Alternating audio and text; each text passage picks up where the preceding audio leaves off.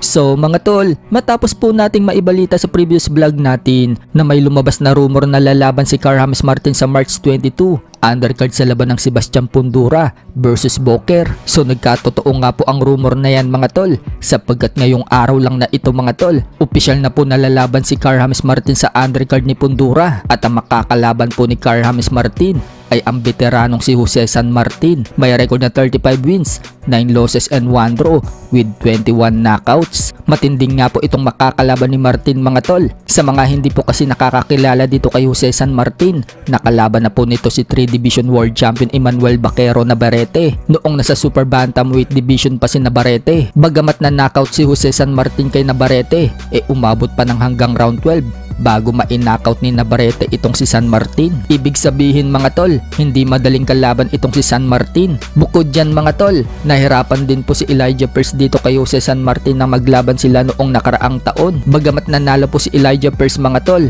hindi nito napabagsak si San Martin. Umabot sa unanimous decision ang panalo ni Elijah Pearce. Knockout puncher na po itong si Elijah Pearce mga tol, pero hindi po na ito nagawang mapabagsak si San Martin. Kaya isang malaking pagsubok po yan para sa ating pambato. Lalo pat may record itong si San Martin na 2 boksingero pa lang ang nakakapagpa-knockout sa kanya. Kaya pala grabe ang paghahanda ni Wonderboy mga tol. Talagang pinapatibay nito ang bodega niya dahil mapapalaban pala siya sa matibay na boksingero. Sa post nga po ni Carl James Martin mga tol, humihingi siya ng suporta. Wika po niya mga tol, suportahan daw natin ang laban niya sa kanyang US debut. Sa kabilang banda naman mga tol, naglabas na po ng pahayag ang New York Athletic Commission sa nangyaring controversial na laban ni Tank Davis versus Lamont Rhodes Jr. na nauwi sa majority draw, kung saan sinasabi po ng karamihan mga tol na dapat daw panalo si Lamont Rhodes Jr. kung nabilangan lang daw ng referee si Tank Davis nang lumuhod ito sa round 9 at nagtatatakbo sa corner para magpapunas ng towel sa muka. Dahilan nga po dyan ni Tank Davis mga tol,